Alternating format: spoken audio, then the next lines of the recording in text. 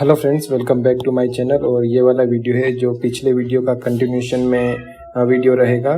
और पिछले वीडियो में 9 दिसंबर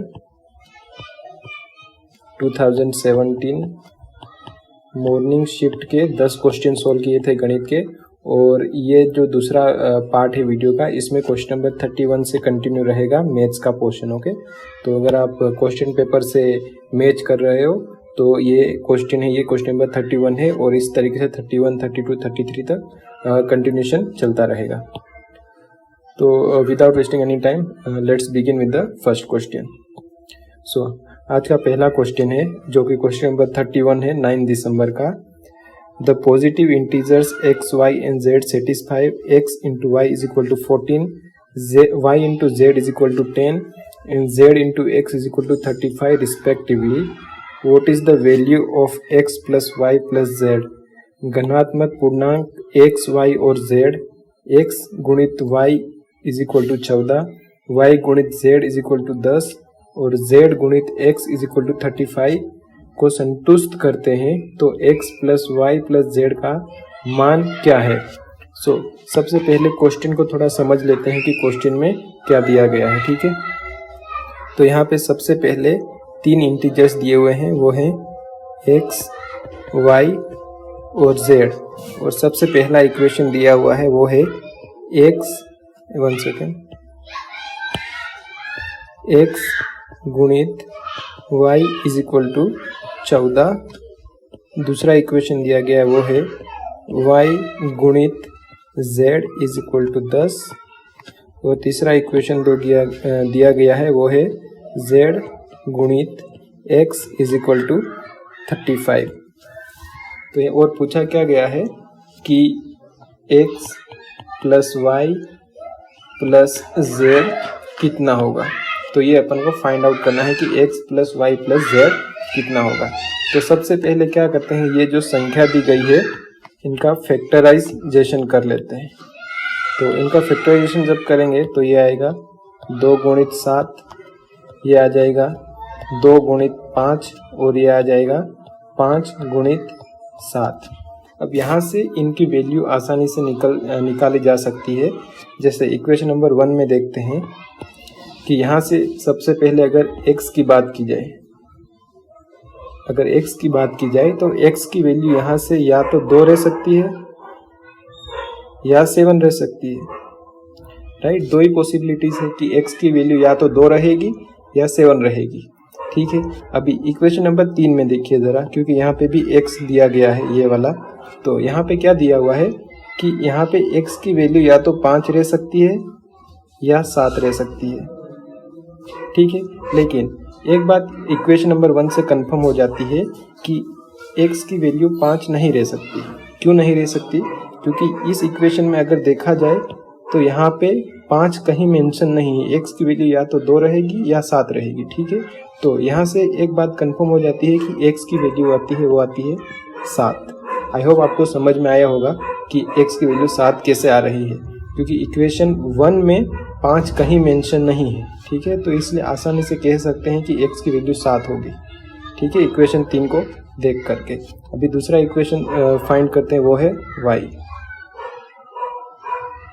y की बात करें तो y यहाँ पे भी है और यहाँ पे भी है। इक्वेशन 1 में भी है और इक्वेशन 2 में भी है। लेकिन इक्वेशन 1 में x की वैल्यू 7 मान ली है, तो ऑब्वियसली y की वैल्यू क्या हो जाएगी, 2 हो जाएगी। बहुत आसान है। अभी और क्या है, z मिलेगा अपन को इक्वेशन नंबर 2 और इक्वेशन नंबर 3 में। तो इक्वेशन नंबर 3 में x की वैल्यू तो मान ली है 7, x की वैल्यू 7 मान ली है, तो बचा क्या, 5। तो z की वैल्यू क्या आ जाएगी, 5 आ जाएगी। आई होप आपको समझ में आया हो कैसे मैंने सोल्व किया है इसको। ठीक है, तो अब इनको जोड़ देते हैं तो आंसर आसानी से आ जाएगा। तो इसको यहाँ पे अगर जोड़ते हैं तो x is equal to 7 plus 2 plus 5 is equal to 7 into 7 is 14। 7 multiply by 2 is 14। Hence third वाला आंसर राइट हो जाएगा, जो कि है 14। ठीक है, आई होप आपको समझ में आया होगा मैंने कैसे ये क्वेश्चन सोल्व किया है। अगर समझ में नहीं आया तो एक बार आप वीडियो जरूर फिर से देखिएगा। बढ़ते हैं दूसरे क्वेश्चन की ओर, वो है The average age of a husband and his wife was 27 years when they were married 7 years ago. Now the average age of husband, wife and his son is 24. What is the age of the son now? एक पति और पत्नी की औसत आयु 7 वर्ष पहले 27 वर्ष थी। उनका विवाह हुआ था जब उनका विवाह हुआ था। अभी पति पत्नी और उनके पुत्र की औसत आयु 24 वर्ष है। अभी पुत्र की आयु क्या है? तो बेसिकली क्वेश्चन को सबसे पहले समझ लेते हैं कि क्वेश्चन क्या बोल रहा है। तो क्वेश्चन में दिया गया है कि एक हस्बैंड और वाइफ है, हस्बैंड एंड वाइफ माने पति और पत्नी है। उनकी आयु 7 वर्ष पहले, मतलब 7 वर्ष पहले औसत में थी 27, मतलब औसत मतलब एक की आयु 27 मान लेते हैं, तो दोनों की आयु कितनी होगी? गुणित 2, तो ये हो जाएगी 54, राइट। औसत मतलब वही होता है ना कि दोनों की एवरेज आयु अपन निकालते हैं, तो दोनों की आयु को जब जोड़ेंगे तो गुणा 2 करना पड़ेगा, तो 54 हो जाएगा। तो दोनों की मिला के आयु 7 वर्ष पहले 54 वर्ष थी। अभी मैरिड 7 ईयर्स अगो, ठीक है, 7 वर्ष पहले की बात हो रही है। अभी फिलहाल की आयु कितनी होगी इनकी? प्रेजेंट आयु का एवरेज कितना होगा? प्रेजेंट एवरेज पति और पत्नी की आयु का प्रेजेंट एवरेज क्या हो जाएगा? देखो 54 तो 7 वर्ष पहले हो रहा था, फिर 7 वर्ष जुड़े पत्नी के और 7 वर्ष जुड़े पति के, तो ये हो जाएगा 14। 54 प्लस 14 68। तो फिलहाल पति और पत्नी के औसत आयु है 68 साल, ठीक है, हस्बैंड एंड वाइफ की। लेकिन क्वेश्चन में क्या दिया गया है? नाउ, हिंदी में पढ़ते हैं। अब पति पत्नी और उनके पुत्र की औसत आयु 24 वर्ष है। अब मतलब प्रेजेंट टाइम, प्रेजेंट टाइम में पति पत्नी प्लस पुत्र की औसत आयु कितनी है? 24। तो अगर इनका टोटल निकालेंगे तो कितना हो जाएगा? 24 गुणित 3। जब भी इनकी टोटल आयु आ जाएगी तो वो हो जाएगा 72। ये 72 है, ये पुत्र की आयु इंक्लूडेड है प्रेजेंट में, और ये जो 68 है ये पुत्र की आयु इंक्लूडेड नहीं है, बाकी ये भी प्रेजेंट में है। तो यहाँ से पुत्र की आयु आसानी से निकल जाएगी, 72 माइनस 68 इजिकल टू 4 साल। तो पुत्र की आयु है 4 साल, इसलिए चौथा वाला आंसर राइट हो जाएगा। आई होप आपको समझ में आया होगा ये वाला क्वेश्चन। बढ़ते हैं अगले क्वेश्चन की ओर। फाइंड द मिसिंग नंबर, लुप्त संख्या निकालिए। बहुत ही आसान क्वेश्चन है, इसमें कुछ करना ही नहीं है। यहाँ बेसिकली क्या दिया गया है? टर्म्स दिए गए हैं 2x 3 और 12 और 6 और 24। तो बेसिकली गुणित 4 से गुणा हो रहा है सब में, तो यहाँ भी 4 से गुणा कर देंगे तो 2 गुणित 4 कितना हो जाएगा? 8। तो x की जगह पे 8 आ जाएगा। बहुत ही आसान क्वेश्चन है। 4 से 3 गुणा 4 12, 6 गुणा 4 24, उसी प्रकार 2 गुणित 4 8 आ जाएगा, ठीक है। आई होप आपको समझ में आया होगा। बढ़ते हैं अगले क्वेश्चन की ओर। चौथा क्वेश्चन है, a train 300 metre long passes a pole in 0.4 minutes. How long will it take to cross a bridge 450 metre long in minutes? एक 300 मीटर लंबी रेलगाड़ी 0.4 मिनट में एक खंबे को पार करती है। 450 मीटर लंबे पुल को पार करने के लिए यह मिनट में कितना समय लेगी? तो सबसे पहले तो ये बात याद रखनी है कि अपन को आंसर है ना वो मिनट में लेना है। अभी क्वेश्चन में क्या दिया गया है? ट्रेन है, उसकी लंबाई कितनी है? 300 मीटर। पासेस अ पोल, जब एक पोल को या कोई पत्थर को या इस तरीके से कोई ऑब्जेक्ट का या कोई वस्तु को ट्रेन पार करती है तो जो डिस्टेंस है या दूरी है वह ट्रेन की लंबाई ही मान ली जाती है। तो यहाँ पे दूरी क्या हो गई? 300 मीटर फर्स्ट केस में, और टाइम क्या हो गया? 0.4 मिनट। लेकिन यहाँ पे क्या मीटर में दिया गया है? 300 मीटर है। तो जब ऐसा इस केस में क्या होता है कि जब दूरी मीटर में दी गई होती है तो टाइम मिनट में नहीं लिया जा सकता है, क्योंकि मीटर और सेकेंड का कॉम्बिनेशन होता है।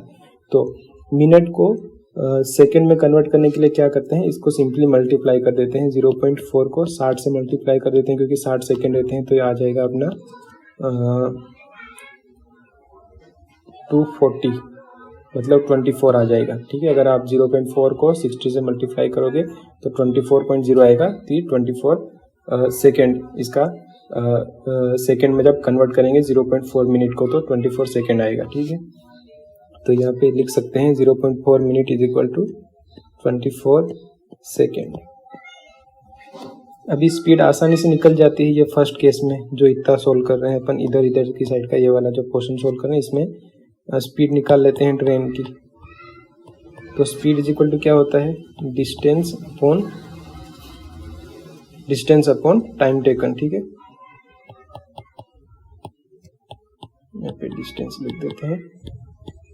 तो जब फॉर्मूला में अपन वैल्यू डालेंगे तो 300 भागित 24, तो आंसर आएगा 150, 12, 75, 6, तो ये जाएगा 10, 12.5 सेकेंड। सो फर्स्ट केस में जो 300 मीटर लॉन्ग ट्रेन है वो एक खंबे को पार करने में 12.5 सेकेंड लेगी, पर क्वेश्चन में क्या पूछा गया है कि उसी प्रकार 450 मीटर लंबे पुल को पार करने के लिए यह मिनट में कितना समय लेगी। तो फिलहाल ये फाइंड आउट करना है कि 450 मीटर वाले पुल को पार करने में कितना टाइम लेगी ट्रेन। सो इसको सोल्व करते हैं। अभी डिस्टेंस क्या हो जाएगा, इस केस में डिस्टेंस हो जाएगा, जब एक पुल को पार करेगी ट्रेन तो ट्रेन की लंबाई प्लस पुल की लंबाई टोटल डिस्टेंस हो जाएगा। तो ये टोटल डिस्टेंस हो गया। स्पीड अपन को पता चल गई है पिछले वाले इक्वेशन से कि 12.5 सेकेंड लेती है, 5 सेकेंड की स्पीड है ट्रेन के पास। ठीक है, और फाइंड आउट क्या करना है, टाइम फाइंड आउट करना है कि जो 450 मीटर लंबा पुल है उसको पार करने में कितना टाइम लगेगा। सो टाइम का फॉर्मूला सिंपली डाल देते हैं, time is equal to distance upon speed. So distance से 750 हो जाएगा, 450 प्लस 300 भागित 12.5। तो यहाँ से पॉइंट हटाएंगे तो ऊपर 0 आ जाएगा, जैसे ये हो जाएगा 0 0 और नीचे से पॉइंट हट जाएगा 125। तो इसको जब सोल्व करेंगे तो ये 1 टाइम जाएगा, ये 5 टाइम चला जाएगा आई थिंक सो, और 5 टाइम 1 सेकेंड है ना, 1 सेकेंड, इसको सोल्व कर लेते हैं अच्छे से। 7500 भागित 125, तो 25 से 5 बार जाएगा, ये जाएगा 300, ये 1 बार जाएगा, ये 60 बार जाएगा। ठीक है, तो मतलब 60 सेकेंड लगेंगे ट्रेन को, 60 सेकेंड लगेंगे ट्रेन को 450 मीटर लंबे पुल को पार करने में। तो 60 second is equal to answer क्या हो जाएगा, 1 मिनट, क्योंकि आंसर मिनट में पूछा हुआ था। तो थोड़ा लंबा क्वेश्चन था, आई होप आपको समझ में आया होगा। अगर नहीं आया होगा तो वीडियो एक बार दोबारा ज़रूर देख लेना, क्योंकि ये दूसरी बार एक्सप्लेन करने में थोड़ा टाइम कंज्यूम हो जाता है, और 10 क्वेश्चन सोल्व करना जरूरी है, जब भी अपना ये कोर्स और ये वीडियो सीरीज़ कंप्लीट हो पाएगी। ठीक है, सो बेसिकली बहुत ही आसान है। सबसे पहले जो ये फर्स्ट इक्वेशन दिया हुआ है इसको तुम सोल्व कर लो, यहाँ से स्पीड मिल जाएगी। ठीक है, स्पीड मिलने के बाद यहाँ पे डिस्टेंस क्या हो जाएगा, पुल की लंबाई प्लस ट्रेन की लंबाई डिस्टेंस हो जाएगा, और स्पीड इस वाले इक्वेशन से स्पीड मिल जाएगी, और फिर एक ही बचेगा, वो समय आसानी से निकल जाएगा। और एक बात याद रखना कि मिनट को सेकेंड में कन्वर्ट करना मत भूलना। ठीक है, और एक बात और इम्पोर्टेंट है कि मीटर पर सेकेंड का कॉम्बिनेशन रहता है। ठीक है, आप मीटर के साथ मिनट का कॉम्बिनेशन नहीं बना सकते। आई होप आपको समझ में आया होगा। बढ़ते हैं अगले क्वेश्चन की ओर। Find the 15 term in the series 5, 10, 15, 20 dash dash dash, श्रेणी में 15वां पद ज्ञात करो। ये तो बहुत ही आसान है, मतलब जो ये सीरीज चल रही है 5, 10, 15, 20, तो 15वां होगा 75, क्योंकि 5 गुणित 15 होता है 75। बहुत ही आसान है, आप मतलब आसानी से समझ में आ जाएगा, इसमें कुछ दिक्कत वाली बात ही नहीं है। बढ़ते हैं अगले क्वेश्चन की ओर। क्वेश्चन है the ratio between the present age of Kunal and Ganesh is 3:5 respectively. If 4 years hence Kunal will be younger than Ganesh by 12 years, then what is the present age of Kunal? Kunal और गणेश की वर्तमान आयु के बीच का अनुपात क्रमशः 3:5 है। यदि अब से 4 वर्षों के बाद कुणाल गणेश से 12 वर्ष छोटा होगा तो कुणाल की वर्तमान आयु क्या है। तो सबसे पहले क्वेश्चन में जो भी दिया है उसको एक मतलब डेटा के रूप में उतार लेते हैं। सो यहाँ पे है कुणाल, उसकी आयु अपन मान लेते हैं 3x और गणेश की आयु मान लेते हैं 5x। ये क्या इनकी प्रेजेंट एज है, मतलब वर्तमान आयु है जो कि यहाँ पे दे रखी है। ठीक है, 4 ईयर हेंस, हेंस मतलब बाद में। ठीक है, तो इक्वेशन के हिसाब से अपन क्वेश्चन को सोल्व करते हैं। कुणाल विल बी, तो Kunal will be 3x plus 4 year के बाद मतलब 3x प्लस 4, और विल बी का क्या आ जाएगा इक्वल्स टू, ठीक है, विल बी का इक्वल्स टू आ जाएगा younger than Ganesh by 12 years, तो गणेश की भी आयु 4 वर्ष बढ़ जाएगी 5x प्लस 4, और यंगर आ रहा है ना, यंगर आता है तो माइनस होता है। ठीक है, तो इस तरीके से इक्वेशन बनेगा अपना। तो इसको आप बेसिक आसानी से सोल्व कर सकते हैं, बेसिक इक्वेशन है। तो इसको सोल्व करेंगे 3x minus 5x is equal two plus 4 minus 4 minus 12, तो यहाँ से माइनस 2x और ये कैंसिल हो जाएंगे दोनों, बचेगा माइनस 12 और माइनस माइनस भी प्लस हो जाएगा, और x तो 12/2, x की वैल्यू आ जाएगी 6। और पूछा क्या गया है, तो 12 वर्ष, तो कुणाल की वर्तमान आयु क्या है, तो कुणाल 3x है, तो x की जगह पे 6 डाल देते हैं, तो 3 गुणित 6 हो जाएगा 18, तो कुणाल की वर्तमान आयु हो जाएगी 18 साल। ठीक है, बढ़ते हैं अगले क्वेश्चन की ओर। अगला क्वेश्चन है the number when divided by 361 gives remainder 47, if the same number is divided by 19 then the remainder obtained is. एक संख्या को जब 361 से विभाजित किया जाता है तो शेषफल 47 प्राप्त होता है। यदि उसी संख्या को 19 से विभाजित किया जाए तो प्राप्त शेषफल क्या होगा। तो बहुत ही आसान क्वेश्चन है, देखने में थोड़ा डिफिकल्ट लगता है, पर इसको कैसे सोल्व करते हैं जरा ध्यान से देखना। सपोज यहाँ पे क्या दिया हुआ है, when a number is divided bye, suppose ये नंबर है x, उसको 361 से भागित करते हैं तो जो रिमाइंडर क्या बचता है 47। ठीक है, तो अब ऐसा कौन सा नंबर है जो x में क्या वैल्यू पुट करना चाहिए कि रिमाइंडर 47 या शेषफल 47 बच जाए।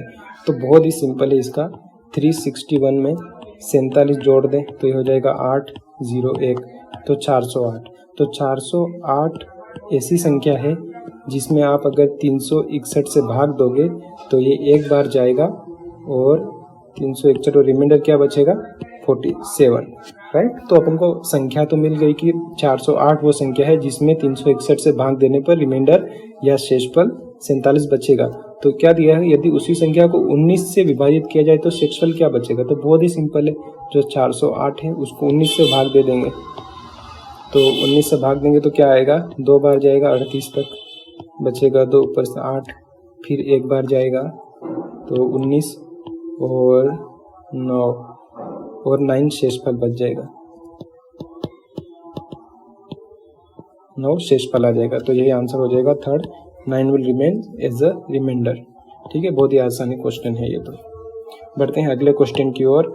क्वेश्चन है the ratio between the volumes of a cone and cylinder having the same radius and height is. ना इस प्रकार के क्वेश्चन को सोल्व करने के लिए आपको फॉर्मूला आना जरूरी है। ठीक है, बिना फॉर्मूले के ये क्वेश्चन सोल्व नहीं हो सकते हैं। तो कोन के वॉल्यूम का फॉर्मूला क्या है, 1 second, volume of cone, ratio दिया गया है ना, जब भी रेशियो दिया होता है तो अपॉन में करना रहता है। Volume of cylinder, volume of cone upon volume of cylinder, जब उनकी रेडियस और हाइट सेम है। तो वॉल्यूम ऑफ कोन क्या आएगा, 1/3 पाई आर स्क्वेयर एच, और वॉल्यूम ऑफ सिलेंडर है पाई आर स्क्वेयर एच। तो यहाँ से क्या होगा, pi r square h simply cancel हो जाएगा। अभी यहाँ से कैसे सॉल्यूशन होगा, अब यहाँ पे क्या बचा है, 1/3/1, इस तरीके से कुछ इक्वेशन बचा है। तो जब इस नीचे कोई संख्या आती है तो इसको कैसे सोल्व करते हैं, इसको ऊपर ले जाके मल्टीप्लाई में कर देते हैं। तो 1/3, अब सपोज यहाँ तो डिनोमिनेटर में 1 ही रहेगा, तो इसको अपन उल्टा करेंगे तो भी 1/1 ही आएगा। तो इसका सॉल्यूशन भी क्या आएगा, 1/3। तो रेशियो क्या आएगा, 1:3। आई होप आपको समझ में होगा कैसे 1/1:3 आंसर आया है इसका जो क्वेश्चन है ratio between the volumes of cone and cylinder वाले का। ठीक है, बढ़ते हैं अगले क्वेश्चन की ओर। क्वेश्चन है which one of the following number is divisible by 3। I hope ये आखिरी क्वेश्चन है शायद आज का जी। ठीक है, तो बेसिकली बहुत आसान क्वेश्चन है। 3 का डिविजिबिलिटी रूल अप्लाई करना है यहाँ, डिविजिबिलिटी रूल ऑफ 3। और 3 का डिविजिबिलिटी रूल क्या है सबको पता होगा। 3 का डिविजिबिलिटी रूल यह कहता है sum of numbers should be divisible by 3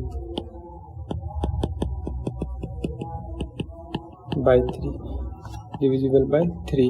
कहने का मतलब क्या है कि जो संख्याएं हैं जैसे 2, 8, 7, 6, इनका योग जो आएगा वो 3 से विभाजित होना चाहिए। तो ऐसी कौन सी संख्या है यहाँ पे जिसका योग 3 से विभाजित हो जाएगा। यहाँ से हम आसानी से ये क्वेश्चन को सोल्व कर सकते हैं। इन सबका योग जोड़ना और फिर 3 से भाग देना। जो भी संख्या में जिस भी संख्या में योग के बाद 3 का भाग चला जाता है वो 3 से पूरी की पूरी तरह डिवाइड हो जाएगी। तो यहाँ पे आंसर 4 है। इसको अपन एक बार क्रॉस चेक करके देख लेते हैं। तो यहाँ पे 4 + 6 + 2, 0 का तो कुछ मतलब नहीं है, तो 4 + 6 10 + 2 = 12 और 12 में 3 का भाग आसानी चला जाता है 4 बार। हेंस ये जो चौथी वाली संख्या ये कम्प्लीटली डिविजिबल रहेगी 3 से। ठीक है, आई होप आपको समझ में आया होगा। अगर आप यहाँ तक वीडियो देख रहे हो तो इस चैनल को सब्सक्राइब करना ना भूलें। इसी तरह मैं आपके लिए पूरा जो पटवारी का मैथ्स का पोर्शन है सोल्व करके लाऊंगा। अगर वीडियो में कुछ प्रॉब्लम कुछ दिक्कत हो तो मेरे को कमेंट करके ज़रूर बताएं ताकि मैं उसको बराबर रेक्टिफाई कर सकूँ। Thank you guys so much, और वीडियो को चैनल को सब्सक्राइब करना मत भूलना।